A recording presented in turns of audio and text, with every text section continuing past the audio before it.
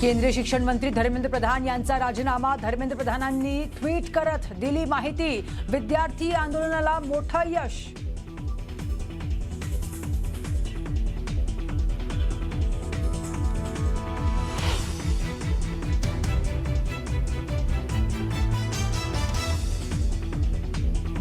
ये सरकार इस्तीफे नहीं करवाती। उन सभी लोगों से मैं फिर से कहता हूं, झुकती है दुनिया। पहिली विकेट पडली आहे, आता फक्त सुरुवात आहे। धर्मेंद्र प्रधानांच्या राजीनाम्यानंतर अभिजित दिपकेंचा इशारा।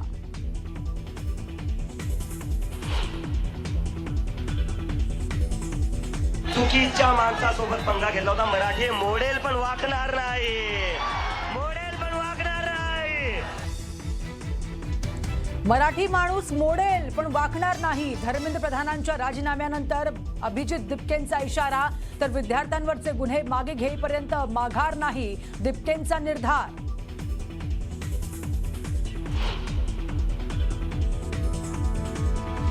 धर्मेंद्र प्रधानांच्या राजीनाम्यानंतर विद्यार्थी आंदोलक 2 मागण्यांवर ठाम। आत्महत्या केलेल्या विद्यार्थ्यांच्या कुटुंबियांना 1 कोटींची मदत द्या। पोलिसांनी माफी मागून गुन्हे मागे घेण्याची मागणी। सर्व देशभर तरुणांनी कॅन्डल मार्च काढावा। नीट परीक्षेमुळे आत्महत्या केलेल्या विद्यार्थ्यांसाठी श्रद्धांजली वाहावी। अभिजित दिपकेंचं देशभरातील विद्यार्थ्यांना आवाहन।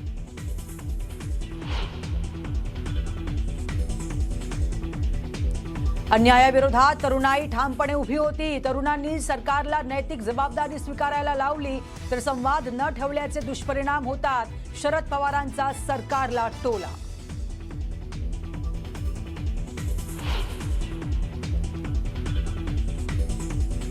मोदींसोबत जी चर्चा केली त्याचा आज परिणाम दिसला। चर्चा सुरू करण्याचा सल्ला मी मोदींना दिला, त्याचीच दखल घेतली असावी। मोदींच्या भेटीवर शरद पवारांचं मोठं विधान।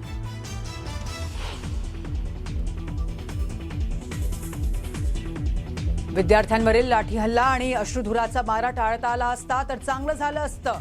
दिल्लीतील विद्यार्थ्यांवरील लाठीचार्जवरून शरद पवारांचा केंद्र सरकारवर निशाणा। जेनझींनी सरकारच्या झिंज्या उपटल्या। विद्यार्थ्यांच्या आंदोलनाच्या यशानंतर राज ठाकरेंचा जोरदार टोला। तर आमचा अभिजित दिपकेंना पूर्ण पाठिंबा, राज ठाकरेंनी केलं स्पष्ट। उद्याच्या मुंबईतील तिरंगा मार्च होणारच। धर्मेंद्र प्रधानांच्या राजीनाम्यानंतरही ठाकरे बंधू तिरंगा मार्चवर ठाम।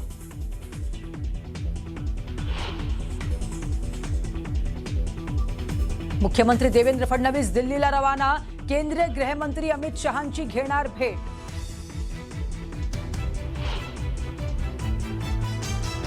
दिल्लीत झालेल्या आंदोलनात कुणाचीही मृत्यू झाली नाही। सोशल मीडियावर आमची करडी नजर। दिल्ली पोलिसांची मोठी माहिती।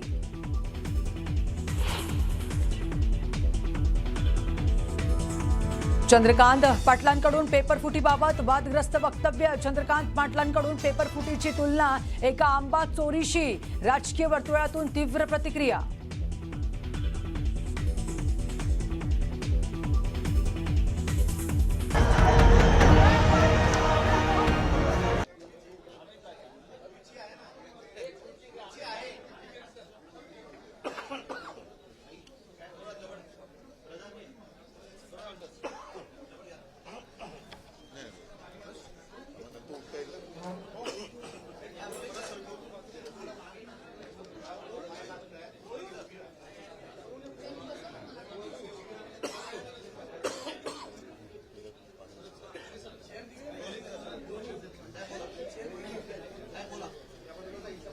दरवाजा बंद करून टाका।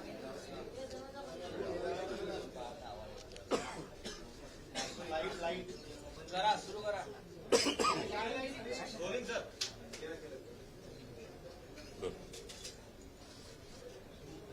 प्रस्तावना करा। प्रस्तावना बरं ठीक आहे, चला। राजीनामाच झालाय ना। नाही हा ठीक आहे। गेले काही दिवस आपला देश अस्वस्थ आहे। आणि याचं कारण आपल्याला सगळ्यांना माहिती आहे. मला पहिल्या प्रथम अभिजित दिपके आणि या देशातल्या सर्व तरुणांचं आणि साहजिकच आहे त्यांना न घाबरता समर्थन देणाऱ्या त्यांच्या पालकांचं अभिनंदन करायचंय. कारण हा विषय केवळ एका राजीनाम्यापुरता मर्यादित नव्हता. या तरुणांनी देशाला भयाच्या छायेतनं बाहेर काढलेलं आहे. गेले 12 वर्ष जवळपास रोज काही ना काहीतरी दबाव देशाच्या जनतेवरती सरकारकडनं टाकला जात होता. मग ते नोटबंदी असेल, इतर काही गोष्टी असतील आणि जणू काही या देशामध्ये आता लोक शिल्लक राहिलेलीच नाहीत, आहेत ती सगळी झुरळं आहेत, याप्रमाणे हे सत्ताधारी वागत होते. आज मला तो एक डायलॉग आठवला, तो पिक्चर मधला कुठला होता ना, एक मच्छर साला आदमी को, यशवंत सिनेमाचा. हा, तसं एका झुरळाने हुकुमशहाला झुकवलेलं आहे. आणि ज्या तरुणांना झुरळ म्हटलं त्यांनी सुद्धा लक्षात ठेवलं पाहिजे की आपण केवळ खुर्चीत बसलाय म्हणून डोक्यात माज गेला असं वागू नका. देशातली युवा शक्ती ही जर का एकत्र आली तर काय करू शकते त्याची झलक आहे. मी आपल्यासमोर किंवा आम्ही सगळे आपल्यासमोर येण्यापूर्वी अभिजित दिपकेचं एक ट्विट पाहिलं आणि त्यांनी सांगितलं की आंदोलन अजूनही आम्ही मागे घेतलेलं नाही, कारण अजून 2 मागण्या त्यांच्या बाकी आहेत.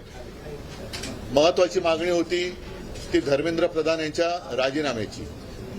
आता त्यांनी राजीनामा दिलाय का त्यांचा खातेबदल केलाय ह्याच्यावरती अजून काही स्पष्टता नाही, पण त्यांनी राजीनाम्याचं पत्र हे सर्व माध्यमांसमोर दिलेलं आहे.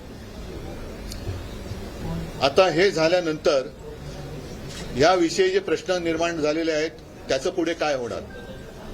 कारण या आंदोलनाच्या दरम्यान भाजप सरकारचा एक बिभत्स भीषण गुन्हेगारी प्रवृत्तीचा चेहरा हा संपूर्ण जगासमोर आलेला आहे. ज्या पद्धतीने तरुणांवरती लाठ्या चालवल्या गेल्या, ज्या पद्धतीने तिथे आलेल्या युवतींवरती हात उचलला गेला.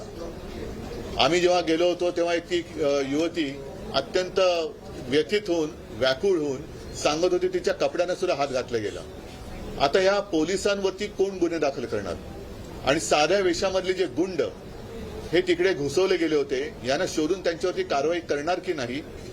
आणि एकूणच या विद्यार्थ्यांवरती जर कुठेही जर गुन्हे दाखल केले गेले असतील तर हे मागे घेणार आहेत की नाही हे आता अमित शहानी सांगितलं पाहिजे.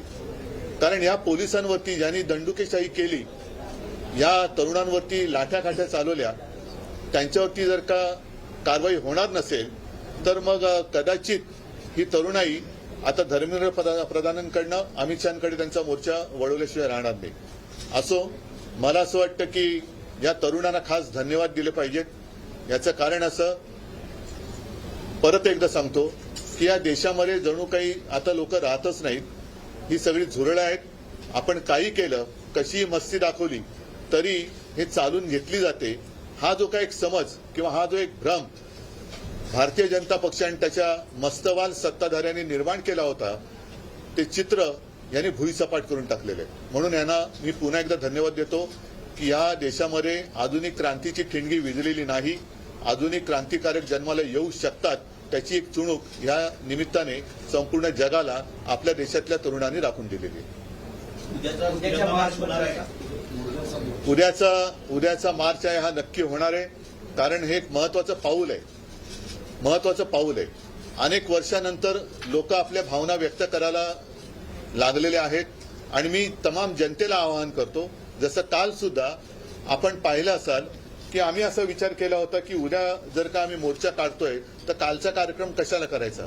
पण हे जाहीर झाल्याबरोबर आदित्यला काय, अमितला काय, असंख्य लोकांनी संदेश पाठवले आणि सांगितले की नाही, आम्ही उद्या पण येणार आणि रविवारी पण येणार.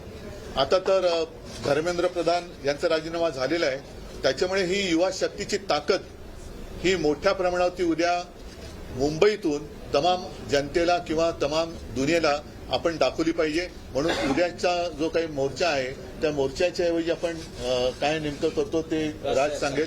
पण उद्याचा कार्यक्रम हा असाच राहील, जसा पहिला ठरवला होता तसा तिकडे जमू, पुढचं राज सांगेलच.